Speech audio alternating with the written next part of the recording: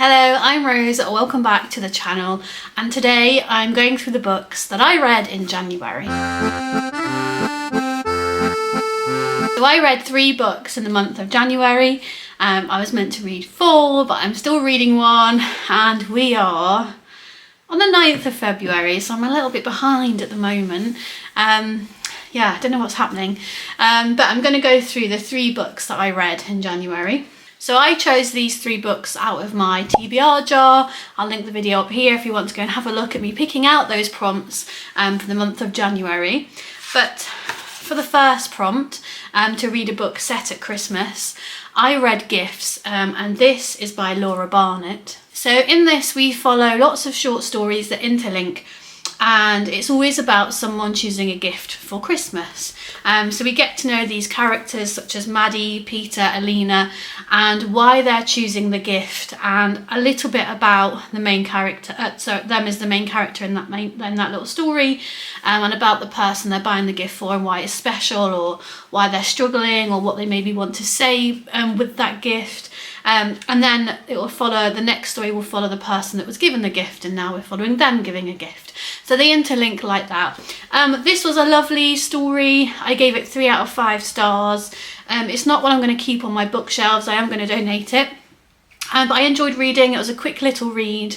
It was kind of a warm, snuggly hug of a book.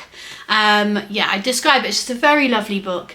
So that's why I got 3 out of 5 stars. The next book I had to read was for a coffee table pick, and I read Entourage to 0 Hour by Sui Anuka. And this is a poetry collection. So I whizzed through this on the bus on the way to work. Some poems really stuck in my mind, and some didn't quite resonate with me. I gave this a 3.5 stars. It was a nice kind of introduction into this author. It was very feminist in nature, the poetry. Some of the poetry is quite explicit in language, so if that's not your kind of thing, this might not be for you.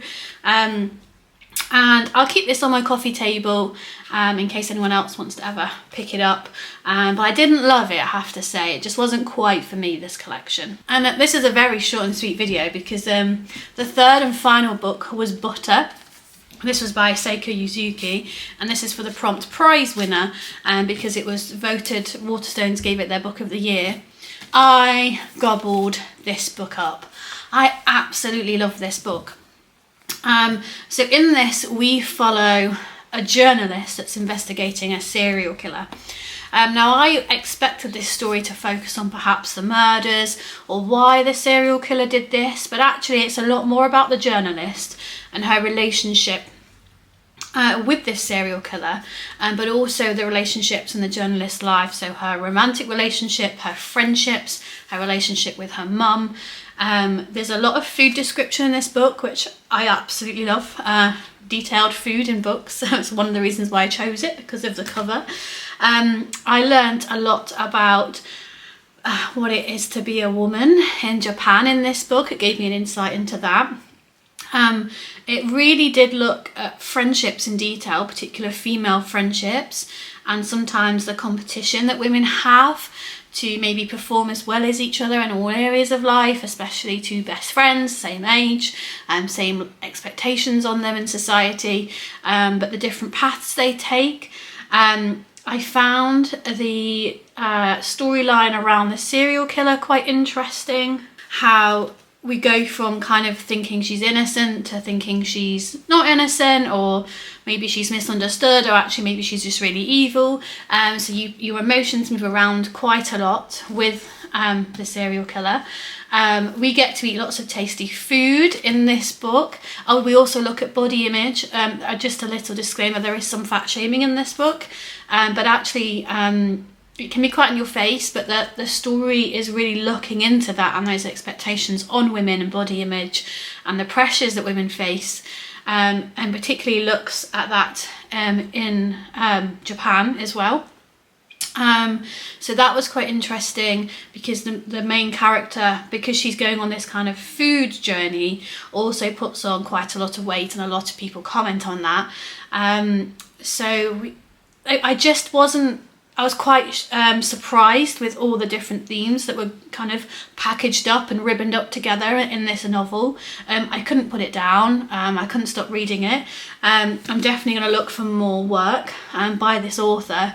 I gave it 4.5 stars, and that's because I found it started to slow down a bit towards the end, and even though I loved this book, I just struggled towards the end a little bit because it just got a little bit slower for me. So most of the book had been really kind of gripping and I couldn't put it down, but I struggled with it towards the end. In terms of that, it wasn't quite as gripping. And normally, obviously, when you get to the end, you actually kind of read faster. So that was a little surprise in terms of that it slowed down in pace. But yeah, I would recommend this book, but do look at some of the content warnings for this, because there's quite a few, because we look at very serious topics in the book. So they were the 3 books that I read in the month of January. I'm currently reading Babel by R.F. Kuang. I'm really loving it, but I'm in a little bit of a reading slump, and I'm buddy reading this at the moment. I do need to get it finished because I've got a huge February TBR waiting for me. If you want to look at the books I'm reading in February, the video is on my channel. But yeah, I really need to kind of finish Babel if I can today or tomorrow, because I've got something like 9 books to read in February and I'm nearly 2 weeks in and I haven't even started that TBR.